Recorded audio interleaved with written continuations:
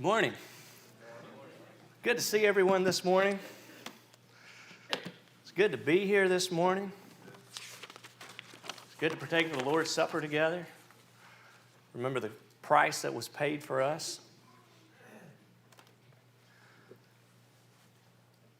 It's good to get my notes out, turn the screen on. All right. This morning, we want to talk about God's attributes. We're going to have two lessons about who God is. And we're going to talk about God's attributes first. And second of all, we're going to talk about God's plan and how He works. And I think that's could be possibly a little awkward in a group of people which, it might be fair to presume most of you guys have heard of God before. This is a group of God's followers. Why do we need to discover who God is? Remember, our text for this year is Ephesians 4. And let's turn to Ephesians 4 to introduce our lesson.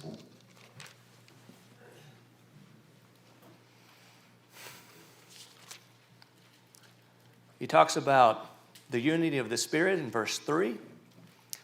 And to back that up, he then says, "There is one body and one Spirit, just as you were called in one hope of your calling.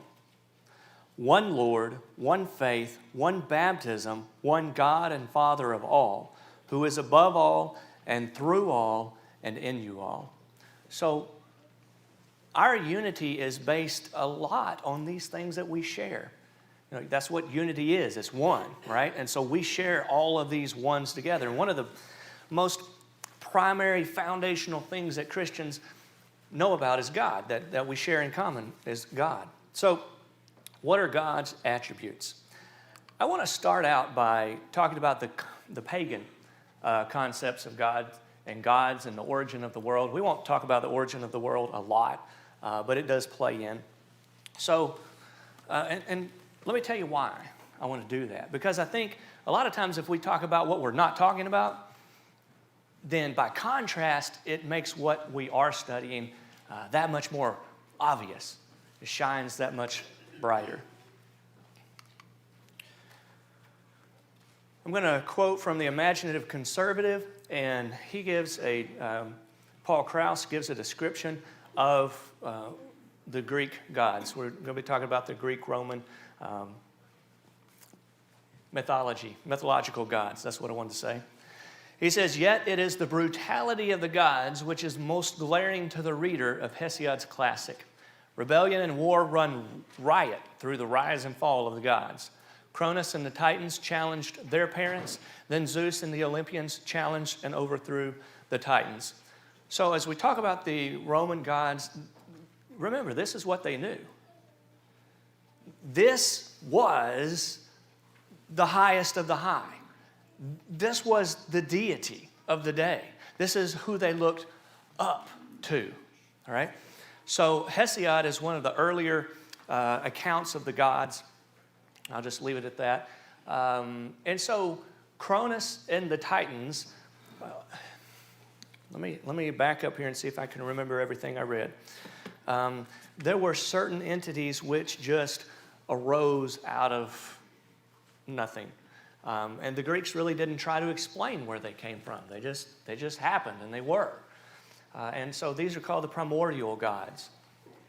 And then those gods then have offspring, and that's the second generation of gods. That's Cronus, and how does it put it there? And the Titans. That's the Titans. And then Zeus and the Olympians are kind of like the generation of gods after that. And so each generation of gods is rising up and killing off their parents and conquering them in war and this kind of thing. So this is who the Greeks looked up to. That little title is going to come across every time. I'm sorry, it's a glitch. I tried to fix it. Just ignore it. So that's my own little self-consciousness on my slideshow. That's not the way I want it to be, so I just said something. So as we continue to look at these pagan concepts, Hesiod describes the birth and death of the gods and the great monsters of antiquity. He describes the chaining of Prometheus to his eternal torment. So too is described Hades' rape or Persephone. So we're familiar with Hades as readers of the Bible as the name of a place, right? Well, this is the god of that place. He's the oldest brother of Zeus. And this is the types of things their gods are doing. Battle is depicted left and right. And so he quotes here, a terrible din arose from their dreadful wrath, and the work of power was revealed. And this is again from Hesiod. Lust, sex, war reign supreme in Hesiod's telling of the birth of the gods. Moreover, it is from this brutality and carnality that Hesiod gives them praise. Only those with enough cunning and ambition are worthy of having the praises of the muses. So in other words, kind of survival of the fittest among the gods. And this is what they're looking up to. This is how it all began, according to the Greek mythology. That's a far cry from the Bible, isn't it?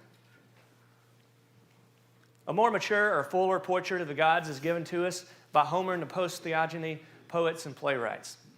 And so this would come, these are later. These more developed stories, like the Homeric hymns, and giving greater detail to the ancient acts of lustful violence, make the depravity of the gods clear to the readers and listeners. The hymn, and I have never been able to say this, I apologize, Demeter, in describing Persephone's abduction and rape by Hades, makes the cries of Persephone piercing to the audience. And Hades, heading for the misty realms of darkness, seized her as he drove his chariot, and as she screamed out loud. So these would be, again, some of the godly acts that their gods would do. Homer's Iliad and Odyssey gives a fuller portrait of the vindictive gods of Olympus and their providence and judgment over mankind, as does the anthology by Pseudo-Alodorus. Paris' crime of abducting Helen away from Menelaus is unforgivable. His charming of the virginal naivety of Helen is far from the tale reimagined and presented in Ridley Scott's Troy. Helen was not in love with Paris, but Paris wanted to control Helen for himself and so abducted her. I know this is a lot, but are you getting a picture of the kinds of gods that they worshiped? And is it surprising that their culture was less than virtuous at times? Amid the Trojan War, Zeus deceives Agamemnon with a false dream, taking the dream as prophetic, foreshadowing of his victory and divine blessing. Agamemnon leads the Greeks into a disastrous battle which nearly cost them the war. So here's the god just totally deceiving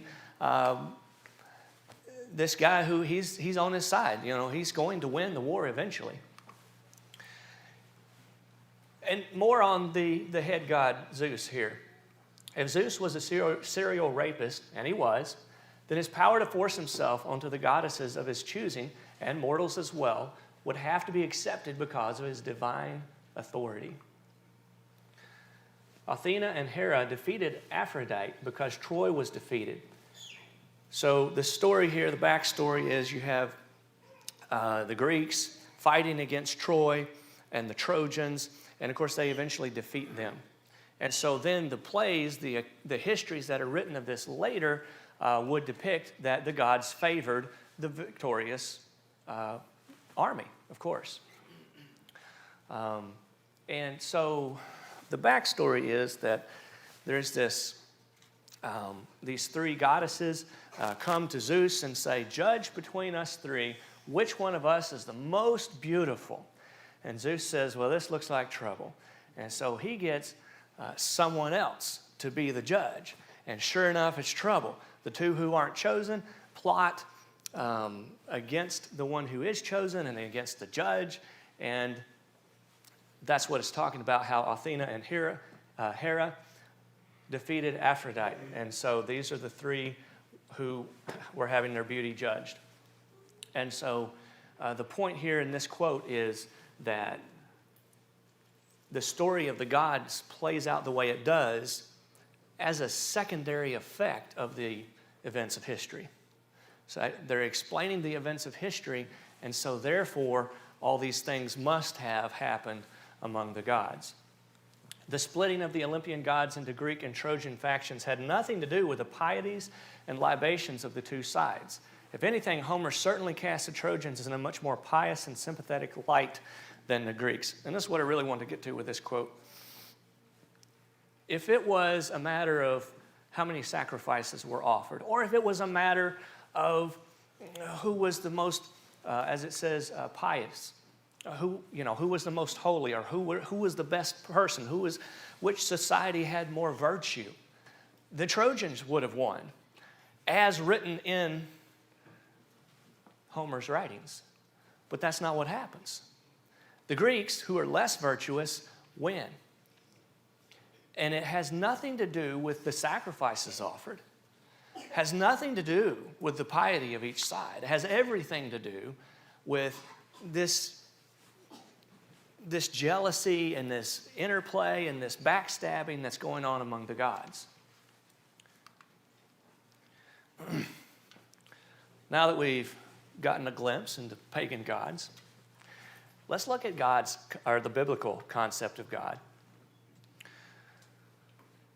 As Paul stands on the Areopagus, he addresses people who believe in these gods, right? We're going to turn to Acts 17 if you want to turn there. And he's explaining to them who this other God is. He starts out and says, I see that you guys are very religious. The King James says superstitious. In other words, you have a lot of beliefs about stuff. And that's not always a bad thing. But then he says that he has found this God. That's fine, Bill. I don't need it. Thank you.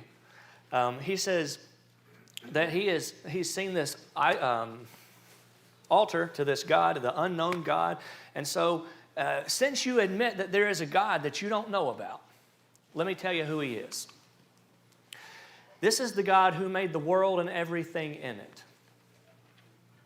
And since he is Lord of heaven and earth, he does not dwell in temples made with hands. Among the Egyptians and the Greeks, it was common to make their temples very tall, with big doors often. And that was so the gods could get in and out. Those doors were oversized so that the oversized gods could go into their temples, the house that they had made for those gods. So, Paul has pointed out, you have the wrong idea. God, we know, is a spirit. He doesn't need a big door or a small door, right? He says, matter of fact, he doesn't need anything from humans. Verse 25, nor is he worshipped with men's hands as though he needed anything, since he gives to all life, breath, and all things. If God is not even in a human form, if he is a spirit, he's not going to be like Zeus, raping people or other goddesses, other deities. That's just not even in the picture here. That's not even possible with who God is. As a matter of fact, God is a giver, not a taker. God is a giver, not one who selfishly dictates the outcome of a war and has thousands killed based on some personal conflict with another God. Verse 26 goes on, he has made from one blood every nation of men to dwell on the face of the earth and has determined their pre-appointed times and the boundaries of their dwellings, so that they should seek the Lord in the hope that they might grope for him and find him, though he is not far from each one of us. For in him we live and move and have our being. Remember Ephesians 4, the one God and Father of all, who is above all and through all and in you all.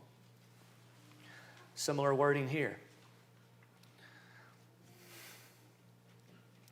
Verse 28, for in him we live and move and have our being, as some of your own poets have said, for we are also his offspring. The Greek poet means that in a very different way, right? But remember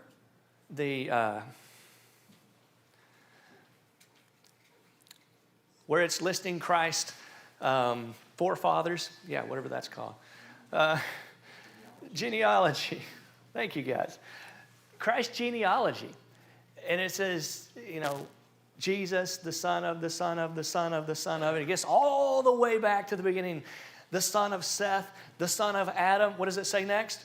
The son of God. Why?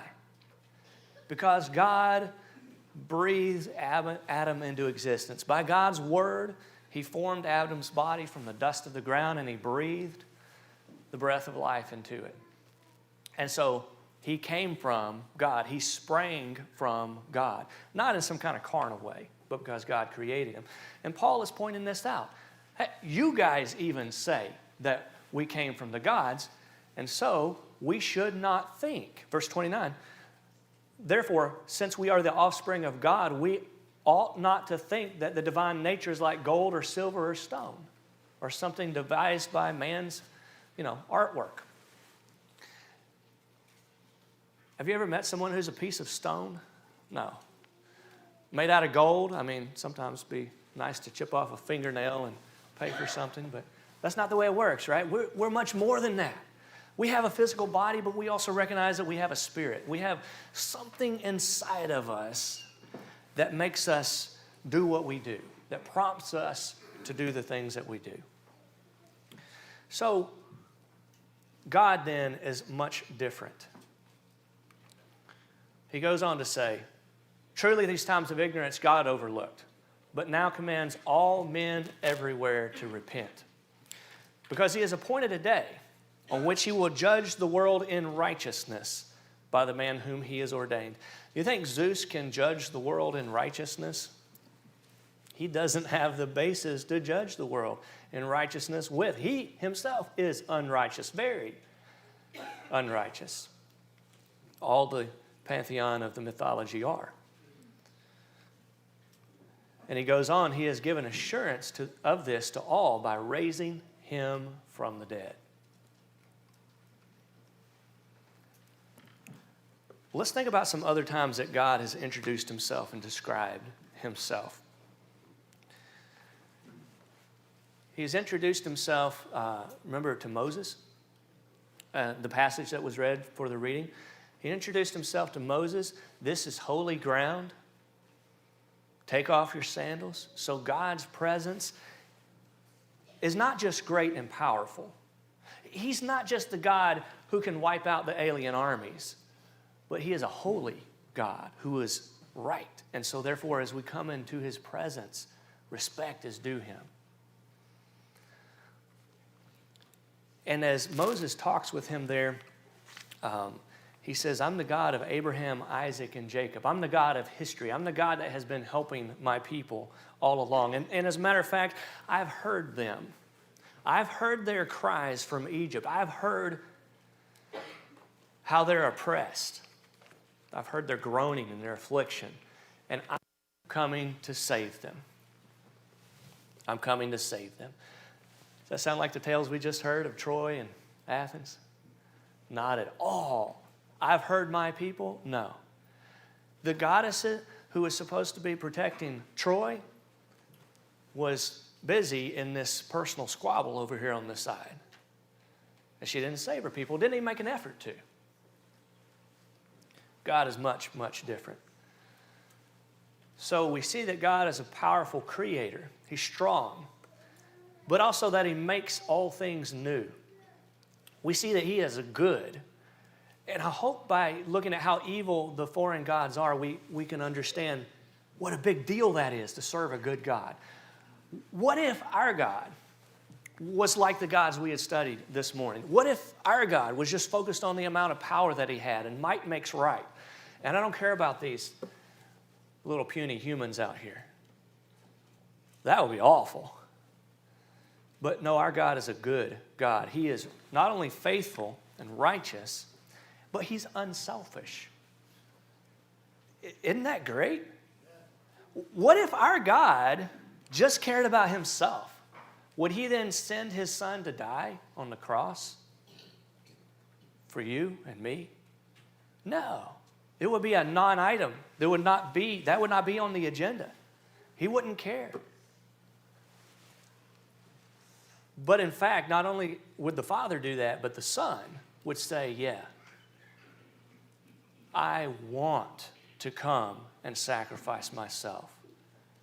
Probably from his perspective, go and sacrifice myself on the earth for these people so that they can come back to you, so that they can be redeemed. Our God is kind and caring. He is shepherding. He is healing. He saves. He's perfect in justice and mercy, which is pretty mind-blowing. He gives justice when it is due and mercy when it is right. He balances those perfectly. Well, what brought about these opposing accounts? If we started with the God who was so good and wonderful, why did the Greeks end up with gods, and the rest of the cultures of the world by and large, end up with gods that were so selfish and brutal? How did that happen? Romans 1 kind of gives it to us pretty clearly, I think. And I love Romans 1 for this reason. Romans 1, beginning there in verse 20, for since the creation of the world, his invisible attributes are clearly seen, being understood by the things that are made, even his eternal power and Godhead, so that they are without excuse. We'll pause there. I don't think I can really say this right, all right? So please forgive me. Give me a little patience. It may be that when we go and we see a tree and we're like, oh, well, that could have just happened. Okay, maybe. But when we look at all the trees and they all grow up out of the ground, they all seek the sunlight, they all branch out the same way, and then together they create an ecosystem or a sub-ecosystem where certain plants and certain animals dwell. And then you have the woodlands, and then you have the plains, and you have the ocean. And the whole earth put together, all of those sub-ecosystems work together to create a system worldwide where you have the water cycle, the sun giving just the right amount, but then during the night, the earth cools back off. All of the systems work together so perfectly. Can we really look at that and say there is no intelligence behind this terrestrial ball that we live on? And so we see then eternal power and intelligence. We see the Godhead. We see the evidence of the Godhead, so that they are without excuse. Because although they knew God, well, I mean, he made Adam and Eve. He talked to Cain. He talked to Noah. All the people on the earth after the flood knew about the God who had brought the flood. They knew God. And I think that is the context here. Historically, mankind knew God. They did not glorify him as God, nor were thankful, but became futile in their thoughts, and their foolish hearts were darkened. Verse 28 is even more telling. And even as they did not like to retain God in their knowledge, they preferred not to remember God. That's what they're saying. Why do you think they preferred not to remember God? Why would they prefer not to remember God? If there's a holy God, a righteous God, a good God, and I am evil and selfish, I'm ashamed. I know better at that point, right? I have to make my gods like me in order to justify myself. And so we see the Greek mythology gods. They did not like to retain God in their knowledge. And so God gave them over to a debased mind, to do those things which are not fitting, being filled with all unrighteousness, sexual immorality, wickedness, covetousness, maliciousness, full of envy, murder, strife, deceit, evil-mindedness. They are whisperers, backbiters, haters of God, violent, proud, boasters, inventors of evil things, disobedient to parents, undiscerning, untrustworthy, unloving, unforgiving, unmerciful. We could just as well be describing the Greek gods right now. knowing the righteous judgment of God, that those who practice such things are deserving of death, not only do the same, but also approve of those who practice them. I'm not only participating, but I'm advancing the cause of unrighteousness, because misery loves company, and the more people who do what I do, the more justified I am. Right? So how did we come from who God really is to who people perceived their gods to be? It was because of our own corruption. There's a tug of war between wanting to be good, wanting to be justified. Those two things are continually opposing each other in humanity's history. I'm going to give you some more information about foreign gods. It says, the genesis of Hinduism is nearly as elusive as its contemporary definition. So the actual history of the word Hindu is quite a curvy path. And so it says, unlike Islam, which began with Muhammad, or Judaism, which began with Moses, Hinduism has no founder, nor any traditional time or place of origin. It emerges from the jungle as a continually evolving religious system. And this is from Alden Bass in an article with Apologetics Press. So Hinduism is continuously evolving. And what we're going to talk about comes from their very earliest manuscripts from about 1000 BC. And so these are not manuscripts that Hinduism really goes by today. As a matter of fact, if you ask about the Rig Veda to a Hindu, this is not part of their current manuscripts that they look at. It's there and they know about it, but it's kind of reserved for the priest and the scholars and that kind of thing. All right. Evidence for the historical digression from the worship of Jehovah God to the worship of nature and nature gods is found in the ancient texts and myths of South Asia. The earliest Hindu literature, the Rig Veda, often speaks of the Creator, or the One, a great God over all other gods. He is called Varuna and is closely related to the Zoroastrian god Ahura Mazda, wise Lord, and the Greek god Uranus. So today, Hinduism probably has more gods than they can count, all right? And they're proud of that. It's like, we accept everything. That's part of Hinduism, to accept all. And so what we're looking at is a time where they didn't have this vast pantheon of gods, but they just had fewer gods and a head god over those fewer gods. Okay? Though an insignificant sea god in the current pantheon, Varuna was a prominent god in the ancient system and the subject of many hymns in the Rig Veda, which is what the Rig Veda is. It's a hymnal.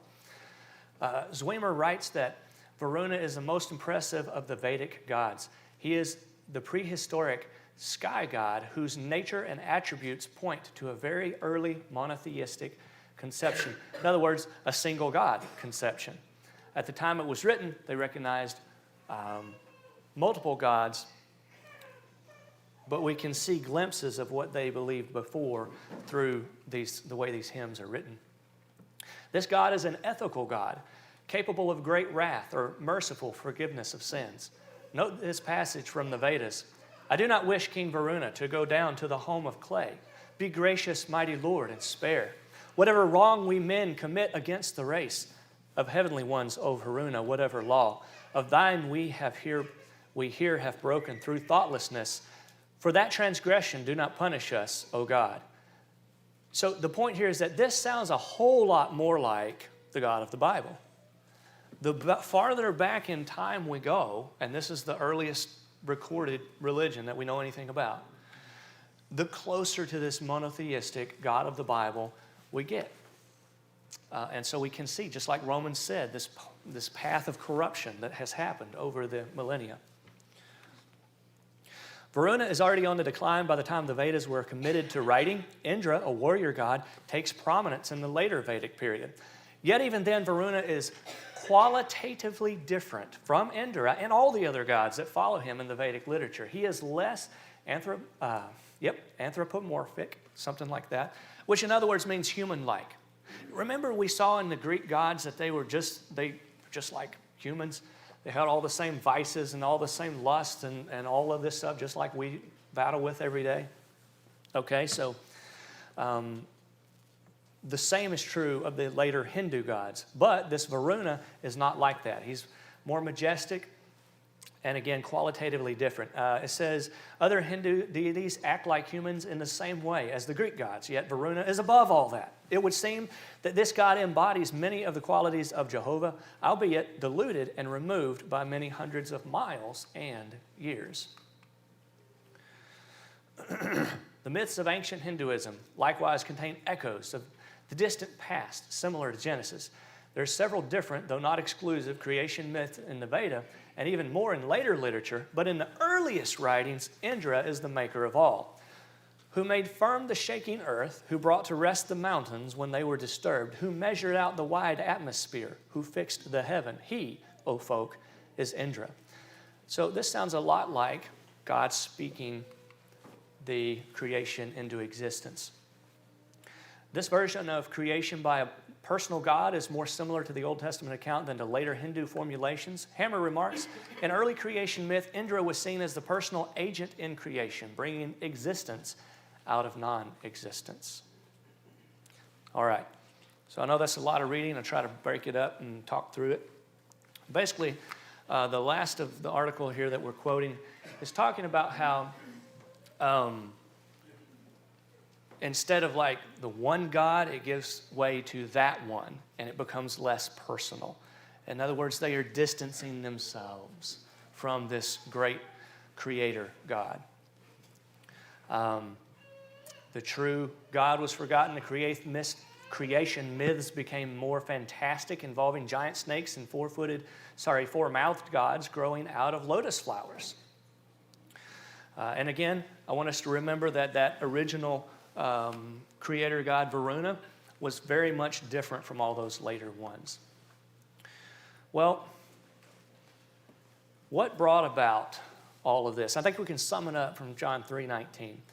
Just after we're told that God so loved the world that he gave his only begotten Son, that whoever believes in him should not perish but should have eternal life, we're told there in verse 19, this is the condemnation, that light has come into the world, and men loved darkness rather than light, because their deeds were evil.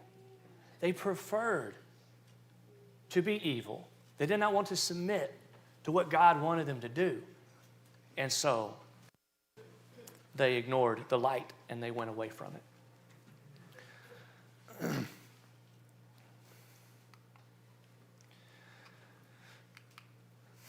Let me go back here. So what brought about the opposing accounts of the beginning and of the different gods is self-justification. And also the battle between good and evil. And as you're here this morning, I want you to really consider and grab a hold of the battle between good and evil.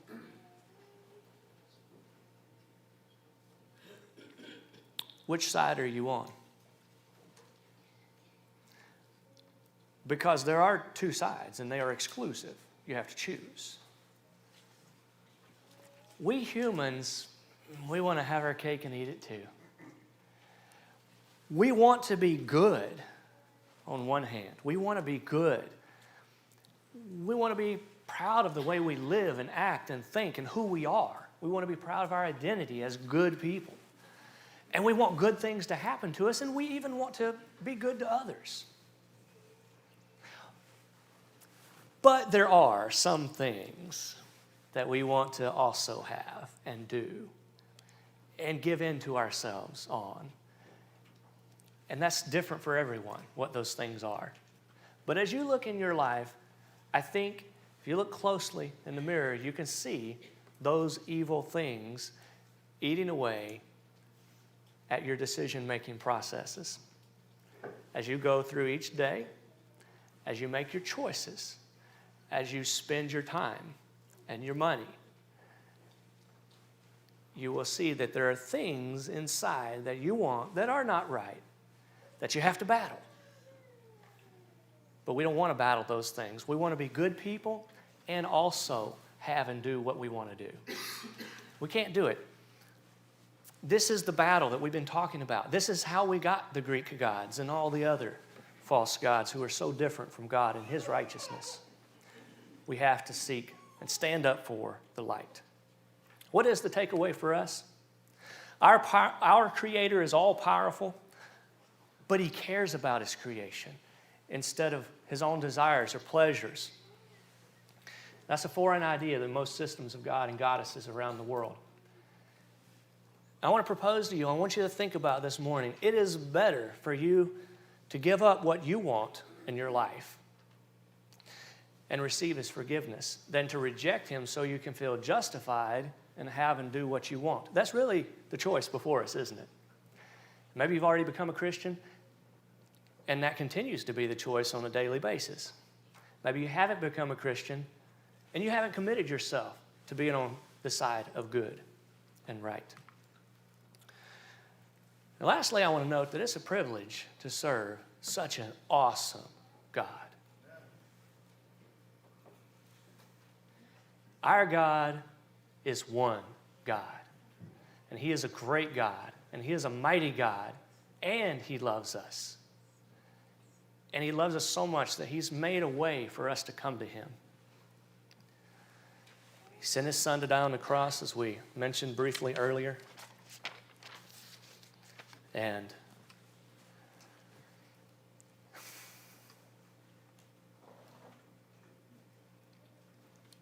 that's something I haven't done. I haven't died for anyone. Matter of fact, I have a hard time giving up what I want for the people around me. I have a hard time just giving up being annoyed at someone who does something annoying. He gave His Son and died for us. And if you need to take advantage of that this morning, if you need forgiveness of your sins and you want to dedicate your life to right and good, please come. We'll help you as we stand and sing.